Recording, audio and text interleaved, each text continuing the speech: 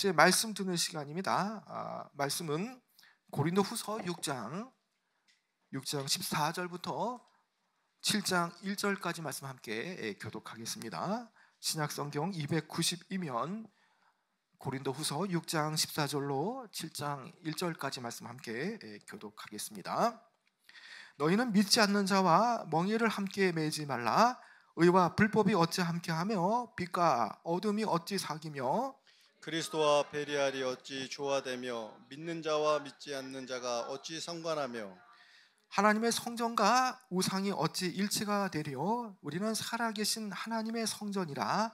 이와 같이 하나님께서 이르시되 내가 그들 가운데 거하며 두루 행하여 나는 그들의 하나님이 되고 그들은 나의 백성이 되리라. 그러므로 너희는 그들 중에서 나와서 따로 있고 부정한 것을 만지지 말라.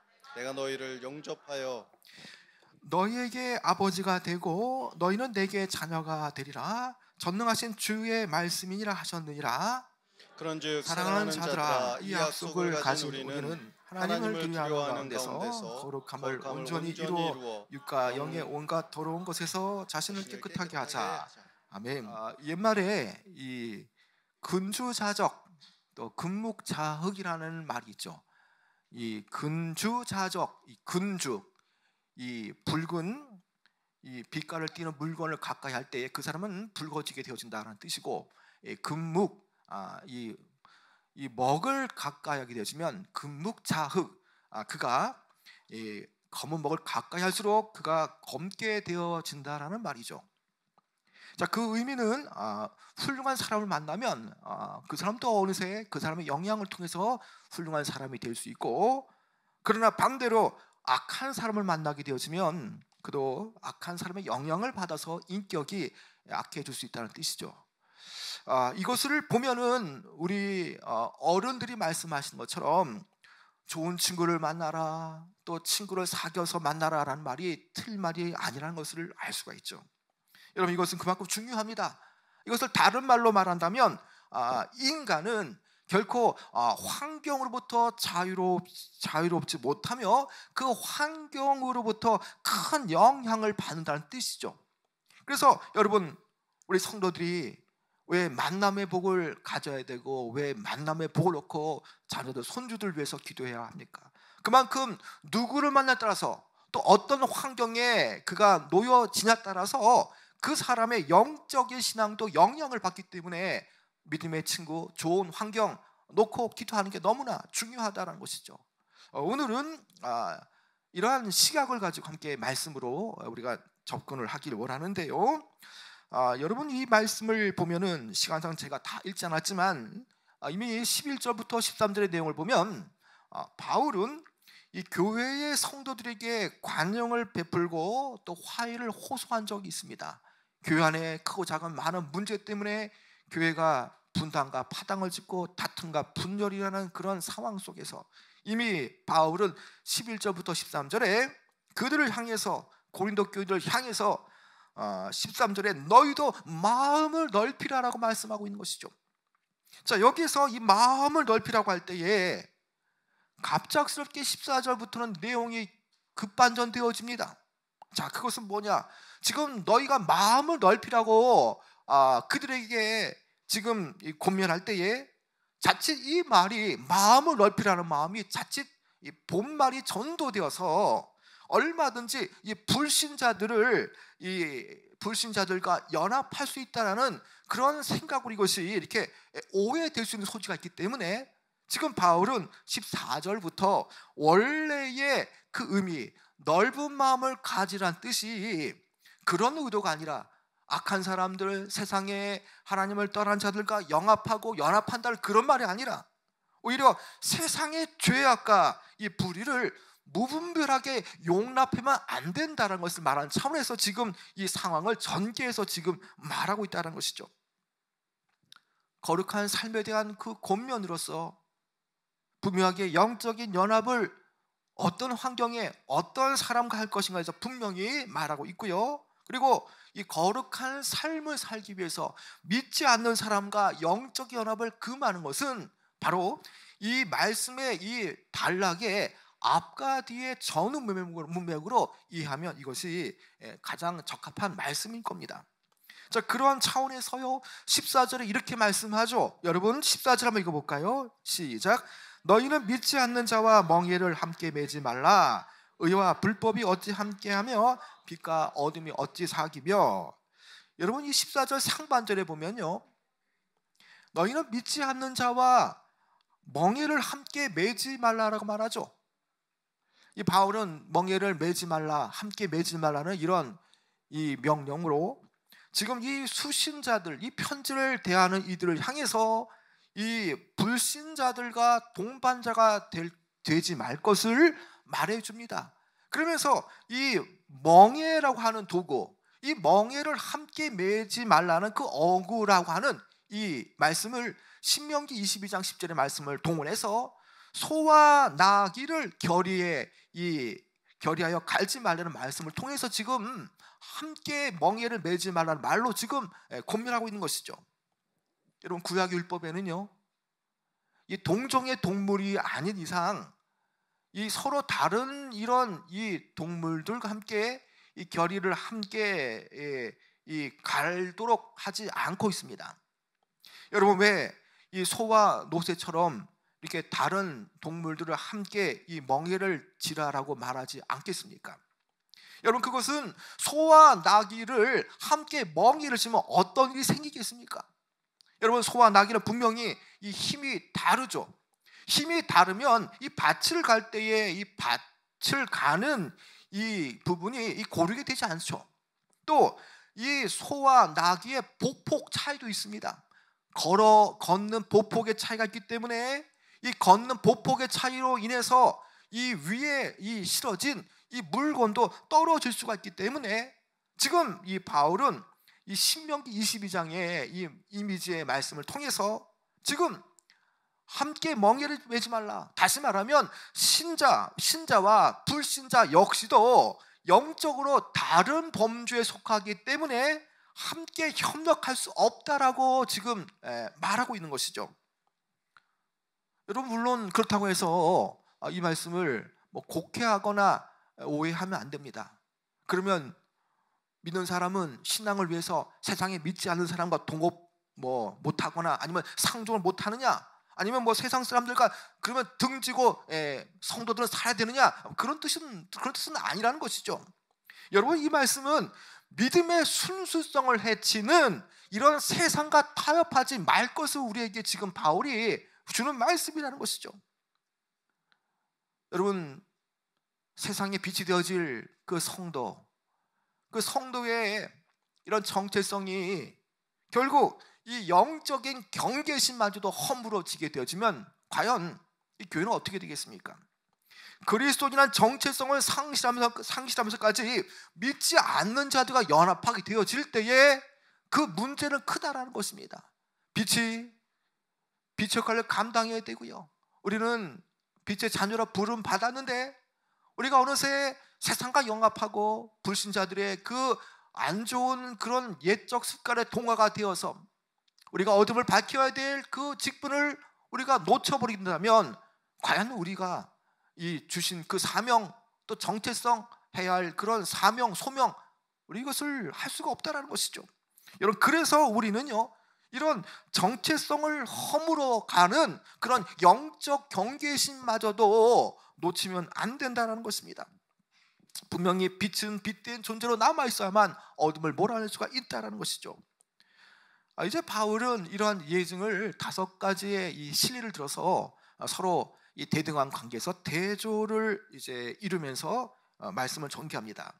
여기에 14절부터 16절의 그 5가지 내용인데 이것은 크게는 그리스도의 나라와 이 사탄의 이 나라 사이의 큰 간격의 이 벌어짐을 말하고요. 동시에 이것은 성도는 이 불신자 특유의 이 비신앙과 또 불법한 관행과는 분명하게 선을 긋고 분리되어져야 함을 말하는 것이죠.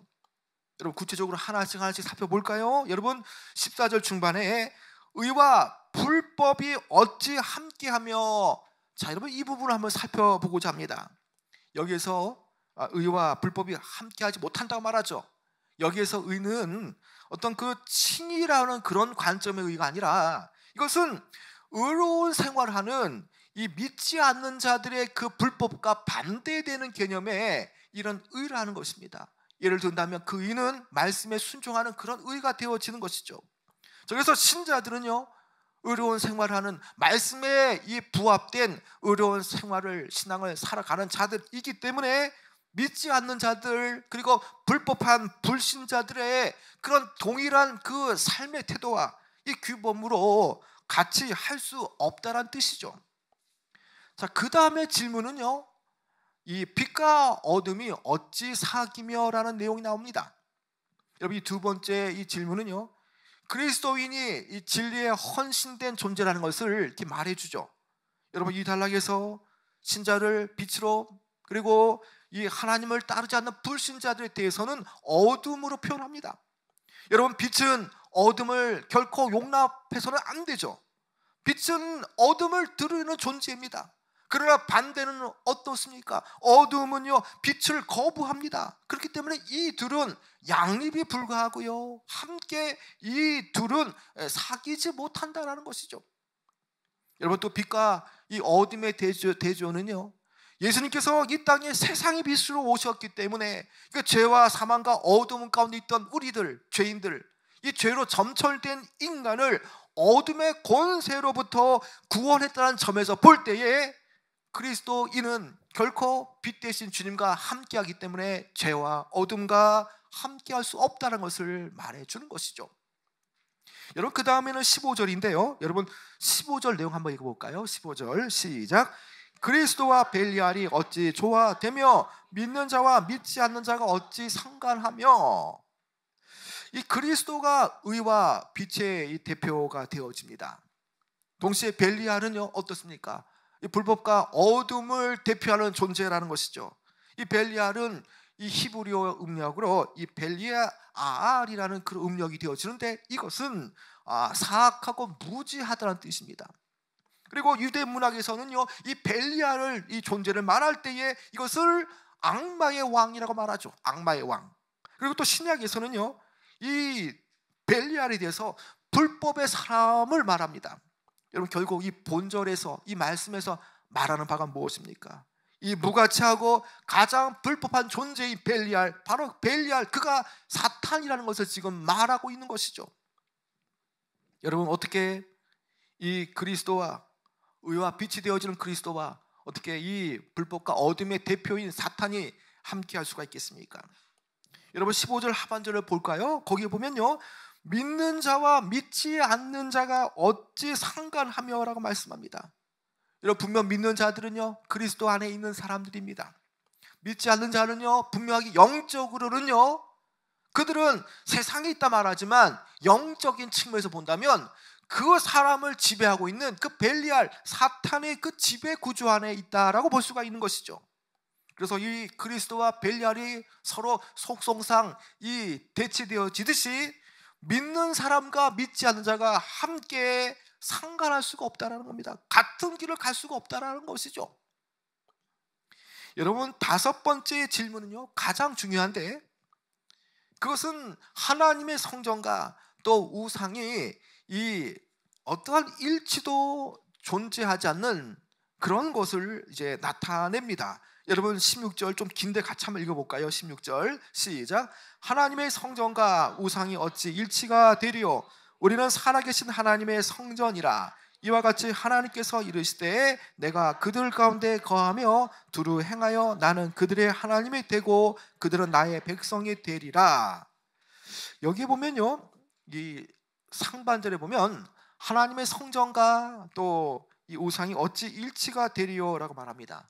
여러분, 교회는 하나님의 성전의 기능을 가지고 있죠. 성전은 하나님의 이 임재하시는 곳입니다. 그 하나님과 그리스도의 영이 거하시는 곳이 바로 성전이고, 이것은 현대로 이 교회라고 볼 수가 있습니다.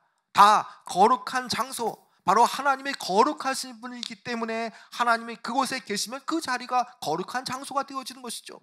여러분, 그런데 어찌하여 이 거룩하신 하나님이 계신 그 하나님이 이 우리 중에 계시는 그 성전, 교회, 그것과 어떻게 우상이 어찌 일치할 수 있느냐고 지금 묻고 있습니다. 이런 바울 사도는요, 유일하고 거룩하신 그 하나님, 그 하나님이 계신 그곳 성전과 거짓되고 더러운 우상이 결코 함께 경배받을 수 없다라고 지금 강변하고 있다라는 것입니다. 여러분, 여기에 보면 우리가 5가지의 이런 이 대조를 띠는 그런 범주들 우리가 살펴봤습니다. 여러분, 이 내용을 보면서 여러분들은 이 바울이 지금 말하고자 하는 바가 무엇이라고 여러분 생각되어집니까? 여기에 성도와 불신자들 간에 어떠한 원리가 작용하고 있느냐라는 겁니다. 여러분, 이 두 부류, 믿는 자와 믿지 않는 자들, 여러분 그들은요 각각 한쪽은 그리스도 안에, 한쪽은 사단에게 복속된 존재라는 것입니다. 그들에게는 이러한 영적인 원리가 작동되어지게 되어집니다. 그리스도 안에 속한 자라면 분명하게 그리스도의 향기가 드러나고, 또 그 말씀 앞에 늘 말씀도 살아가는 그런 영향력이 있지만, 그러나 사탄에 속해 있는 그런 이 불신자들에게는요 자연스럽게 그들이 뭔가 한다고 해도요 결국에는 하나님의 반대편에 서 있는 그런 내용들이 흘러나오게 되어진다는 것입니다. 그래서 믿지 않는 자들의 삶은요, 그들은 전혀 알지 못하지만 그들을 사로잡고 있는 이 어둠의 세력인 사단을 중심으로 그들의 특징이 이루어진다는 그런 특징이 있고요, 성도는 뭘 해도 하나님이 그들과 함께 하시는 그런 이 결과가 그들 안에 있다는 것을 말해 주는 것이죠. 여러분, 그렇기 때문에 이 극한 이 대립의 세력인 이 영적인 그런 이 그리스도 편에 서 있는 자들과 또 악한 마귀 편에 서 있는 이들이 결코 하나가 될 수 없다는 것을 말해 줍니다. 여러분, 그렇기 때문에 의와 불법 간에는요 아무것도 함께하면 안 됩니다. 그리고 빛과 어두움 가운데에는요 어떠한 사귐도 있으면 안 되죠. 그리고 그리스도와 벨리알 사이는 어떠한 조화도 이루어질 수 없습니다. 그리고 믿지 않는 자와 믿는 자 사이에는 어떠한 상관관계가 존재하지 않다라는 것입니다. 여러분, 이제 바울은요 유일하고 거룩하신 그 이 하나님, 그리고 거짓되고 더러운 그 우상들이 함께 경배될 수 없음을 지적하며 바울은 성도들 향해서 이렇게 정의하고 있습니다. 그것은 우리는 살아계신 하나님의 성전이라고 선포합니다. 여러분, 이것은요 성도의 정체성을 말하죠. 성도가 하나님의 이 성전이 되어진다는 그 정체성은요 동시에 그가 어떠한 삶을 살아가야 할지에 대한 하나의 이 지표가 되어집니다. 하나님의 임재와 내주하심을 통해서 그 성전같이 거룩한 존재, 바로 성도는요 결코 우상을 섬기는 일에, 그리고 우상 숭배자와 연합하거나 교제하는 일에 결코 함께할 수 없음을 말해주는 것이죠.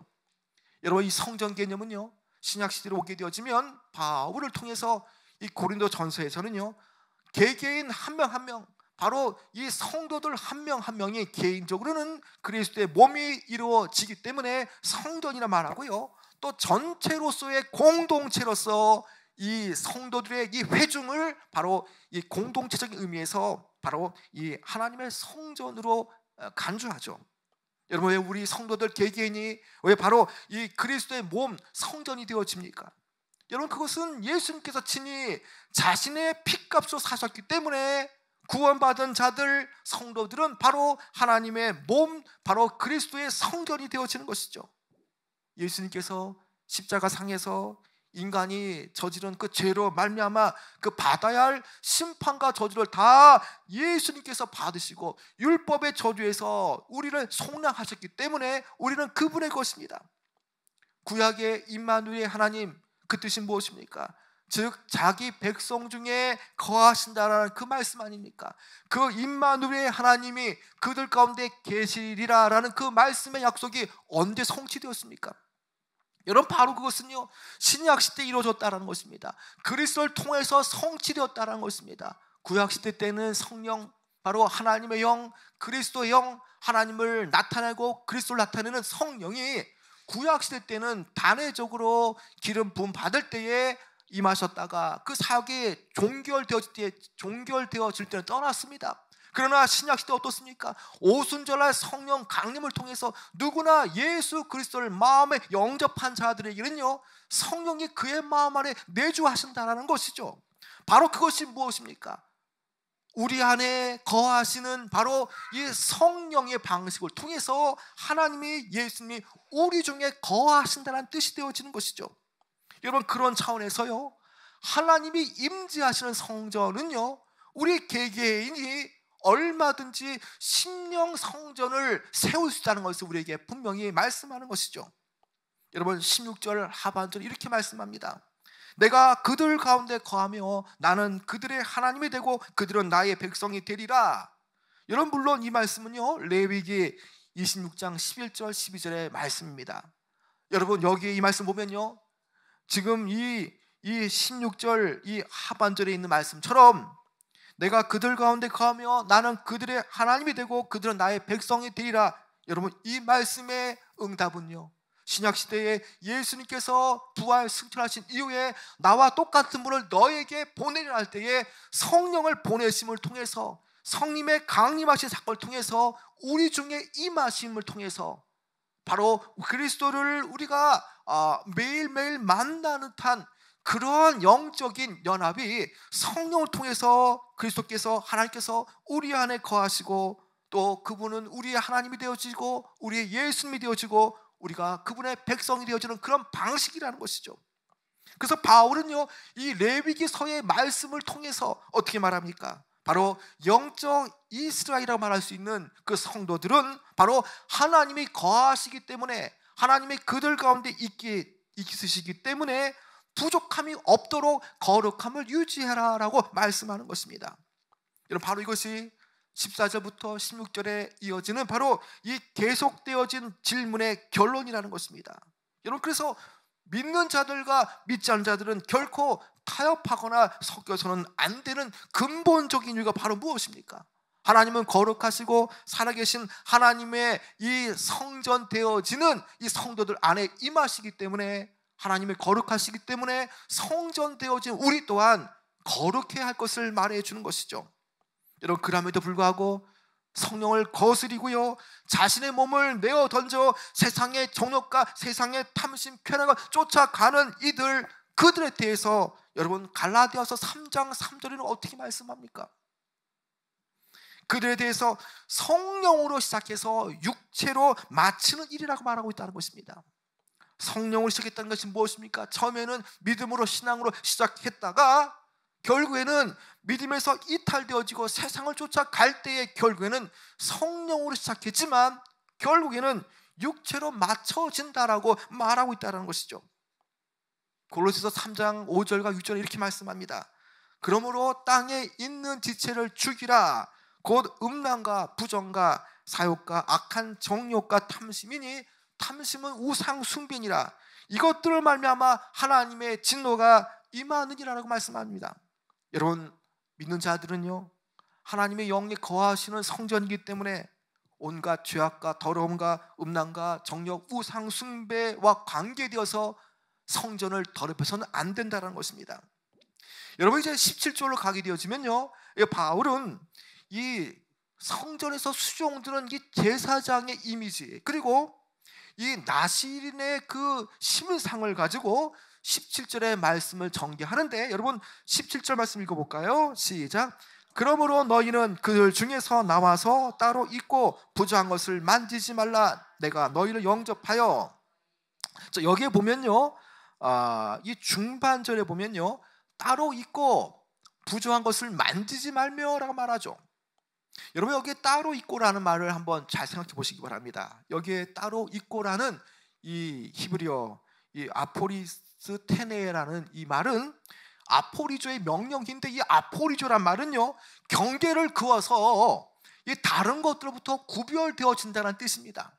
그냥 섞이고 혼합되어지는 것이 아니라 그 특징을 가지고 경계를 두어서 구별되어진다는 뜻이 바로 여기에 있다는 것이죠. 이것이 무엇을 말합니까? 따로 있다라는 것은 성도들이 부정한 것들로부터 철저하게 분리가 되어지는 거룩함을 말해 주는 것이죠. 여러분, 여기에 따로 있고 부정한 것을 만드시지 말라는 이 말씀은요, 구약의 제사장에게 해당되는 말씀이라는 겁니다. 그런데 바울은 지금 이 내용을 어떻게 확대 적용하고 있습니까? 예수님께서 그분 자신의 피로 말미암아서 바로 이 그리스도인들을 피값으로 샀기 때문에 그들 또한 바로 한 명 한 명이 그리스도의 성전이 되어진다는 사실 뿐만 아니라 그 성전을 또 이 관장할 수 있는 그 왕 같은 제사장이라는 사실을 말해주는 것이죠.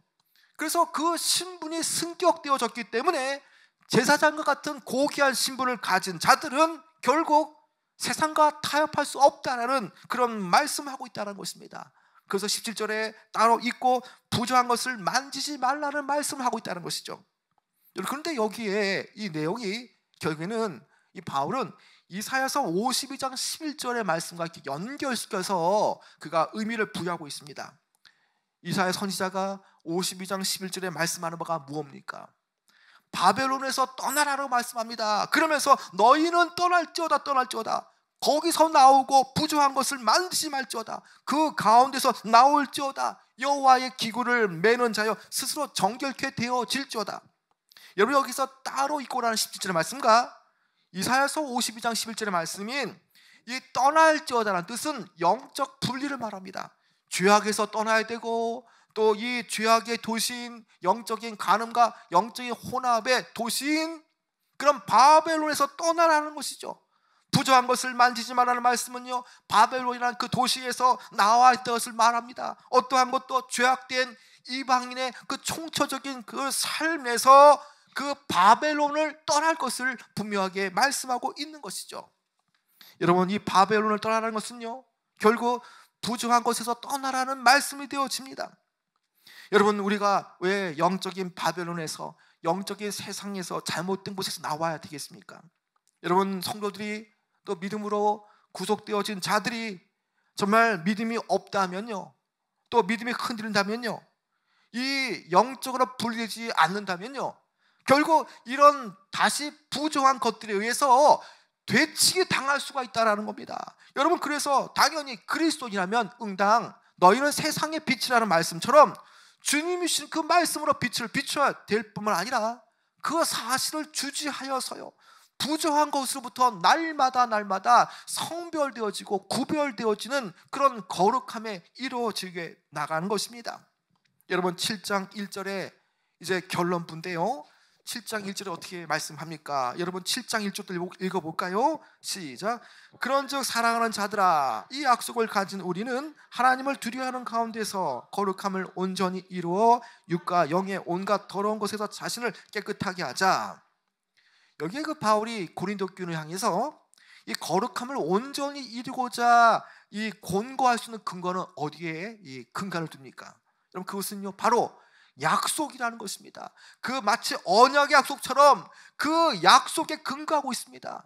이미 6장 17절 하반절과 18절에 언급한 것처럼 하나님께서 성별된 자를 영접하여서 자녀로 삼아준다는 그 약속, 바로 그 약속에 근거하여서 하나님께서 이 자녀들을 믿음으로 믿음의 자녀로 삼아주셨기 때문에 그 약속에 붙잡힌 자들은 결국 하나님의 자녀가 되어지고 하나님의 그들의 아버지가 되시기 때문에 아버지가 거룩하니 자녀도 거룩하게 될 것을 말하는 것이죠. 여러분, 그런 차원에서 7장 1절은요, 어떤 식으로 그 온전함과 거룩함을 이루라고 말씀합니까? 하나님을 두려워하는 가운데에 거룩함을 온전히 이루라라고 말씀하는 것이죠. 여러분, 이것이 문자적으로는 이 두려움을 나타냅니다. 두려움으로 이 날마다 거룩함을 온전히 이루라라고 말하는 것이죠. 여러분, 이것이 두려움이 공포를 나타내는 것이 아니라 어떤 무시무시한 어떤 심판주로서의 그런 공포의 대상이 하나님이 아니라 날마다 이 세상을 주관하시고 하나님 나라를 이끌어가시는 그 하나님에 대한 그 경외심에 근거한 그 두려움이라는 것입니다. 하나님께서 이 세상을 주관하시고 이끌어가시고 경륜과 섭리 속에서 만들어가시는 그 하나님의 은혜, 그 하나님의 은혜의 근간을 둔 바로 그 두려움이라는 것입니다. 그 경외심이라는 것입니다. 그 경외심을 가지고 주님 앞에 그 서는 그날까지, 죽는 날까지 날마다 거룩함을 유지하라고 말씀하고 있다는 것입니다. 여러분, 단회적으로 한 번에 너희들이 예수님을 믿었기 때문에 너희들은 천국이 보장되었고 너희들은 끝까지 구별되어지고 성별되었다라고 말하지 않습니다. 온전히 이 거룩함을 이루라라고 말씀하는 것 아닙니까? 여러분, 그것이 무엇입니까? 온전히 이루어라, 성별되어지고 거룩해지라. 그 말씀은요, 바로 성도들의 전생에 거쳐서 이것이 완성된 것이 아니라 완성됨으로 나아가는 전생에 계속적으로 끊임없이 이루어 나가야 할 성화를 말해주는 것이죠. 여러분, 결국 이것은요, 죽도록 성도는 거룩함에 이루어질수록 죽도록 거룩해야 될 것을 우리에게 말씀하는 것입니다. 여러분, 이것은요, 그리스도인들이 육과 영이 죄와 더러움에서 분리가 되어지고 점차 하나님을 향해서 더 거룩해지는 성화의 과정을 말해주는 것이죠. 여러분, 주님은요, 우리를 약속 가운데에 자녀 삼아 주셨습니다. 하나님의 아버지가 온전한 것처럼 그의 자녀도 온전함을 요구하는 것이죠. 여러분, 내가 내 자녀에게 요구하는 것이 무엇이겠습니까? 여러분, 분명하게 나만큼을 요구하지 않지 않습니까? 여러분, 하나님도 온전하신 분입니다. 그래서 그의 자녀, 그분의 자녀들 또한 하나님께서는 거룩함의 온전함을 우리에게 요구하시는 것이죠. 여러분, 그래서 우리는요, 온몸을 다해서 또 몸과 마음을 다해서 온전해질 수 있도록 우리는 이것을 의무로 삼아야 되어지는 것입니다. 여러분, 믿음은 무엇입니까? 믿음은 하나만 있는 게 아닙니다.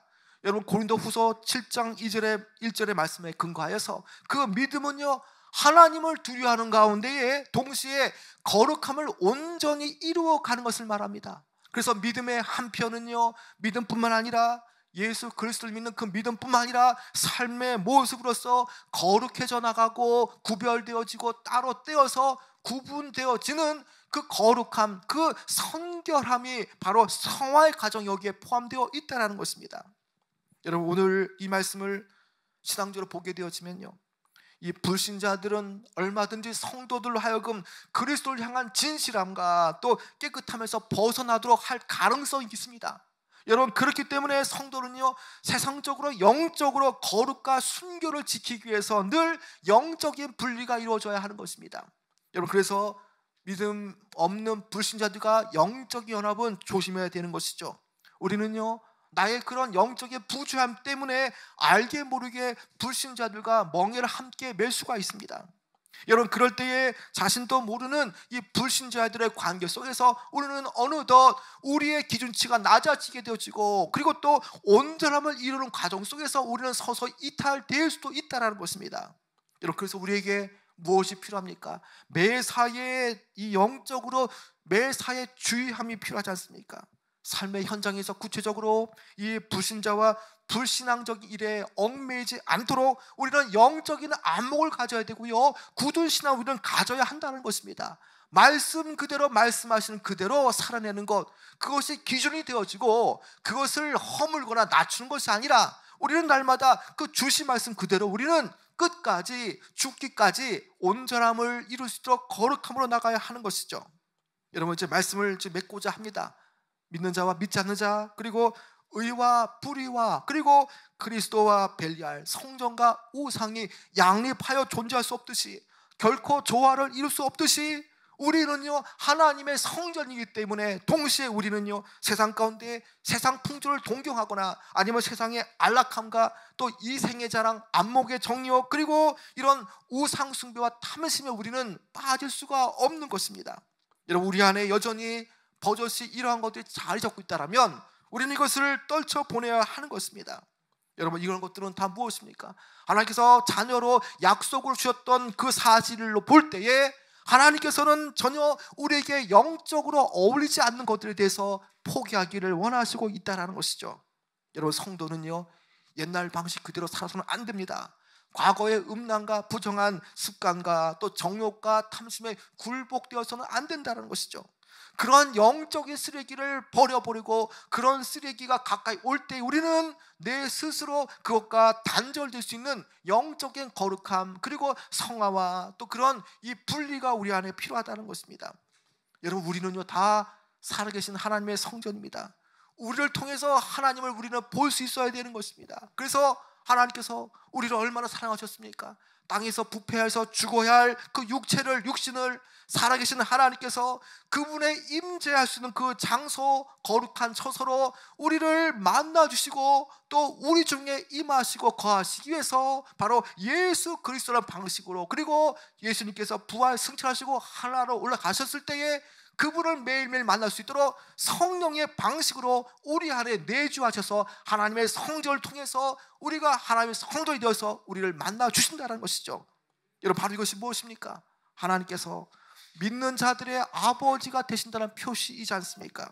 여러분, 그렇다면 내 마음이 성전이고 내 심령이 성전이라면 우리가 심령 성전을 쌓기 위해서 우리는 과연 어떻게 해야 되겠습니까? 내 안에 있는 내 마음의 성전에서 우상을 쫓아내야 하는 것입니다. 불신앙과 옛적 습관, 혈과 육의 그런 것을 다 쫓아내야 하는 것입니다. 그래서 우리는요, 날마다 성화는 단회적인 것이 아니라 죽는 날까지, 주님의 심판 앞에 설 때까지 우리는 죽도록 거룩하고 선결되어져야 하는 것입니다. 오늘 이 말씀처럼 우리가 하나님의 성전 된다는 사실 속에서 하나님과 교통하는 가운데에 우리에게 말씀하시는 부분을 깨닫고 우리가 버려야 할 거 버리고 주님 앞에 서는 그날까지 죽도록 우리는 정말 거룩해질 수 있는 귀한 여러분 되어지길 축원합니다.